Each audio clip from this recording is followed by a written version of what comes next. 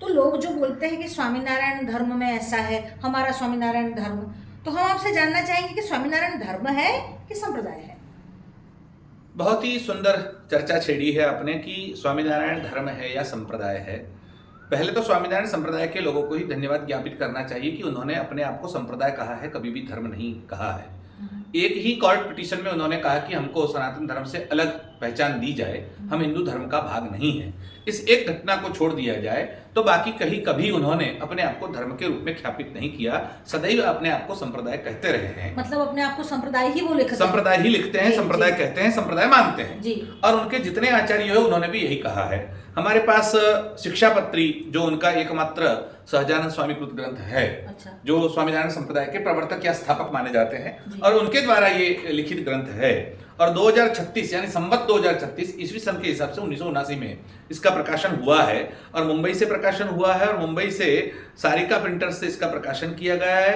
1882 संवत में नरेंद्र प्रसाद जी करके आचार्य थे वड़ताल गादी के और उनके कहने पर वहां से एक लिखित में प्रस्ताव पारित करके इसको छापने की अनुमति दी गई है।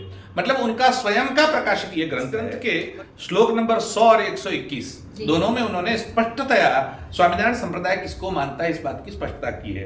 क्योंकि हमारे यहाँ श्री मध्व आदि 4 संप्रदाय है, सौनक आदि आप सब जानते हैं, सनत वगैरह। हाँ, रुद्र। तो उन्होंने श्लोक नंबर 100 में इस बात को स्पष्ट किया, शारीरकाणाम भगवद गीता याश्च अपगम्यताम रामानुजाचार्य कृतम भाष्यम आध्यात्मिकम मम।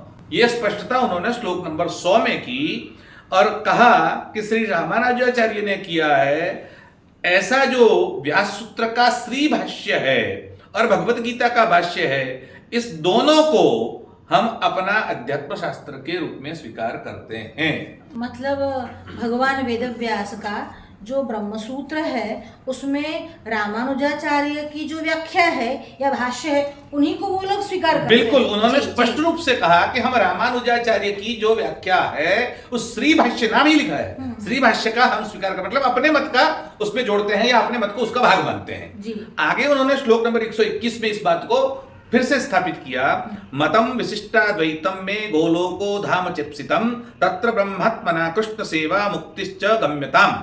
मतलब उनका मत भी विशिष्टाद्वैत को ही हाँ, माना है। उन्होंने कहा कि हम जी, विशिष्टाद्वैत मत के हैं, इसलिए हमारा मत कोई है तो विशिष्टाद्वैत है। अर्थात क्या हुआ, हम संप्रदाय हैं। कौन सा? रामानुज का संप्रदाय है। यानी कौन श्री सा? संप्रदाय वाले श्री हैं। संप्रदाय है। जी, कौन जी। सा? विशिष्टाद्वैत मत के संप्रदाय का है। जी। तो उन्होंने स्वयं ही अपनी घोषणा खुद ही स्वामी सहजानंद जी ने ही कर दी है।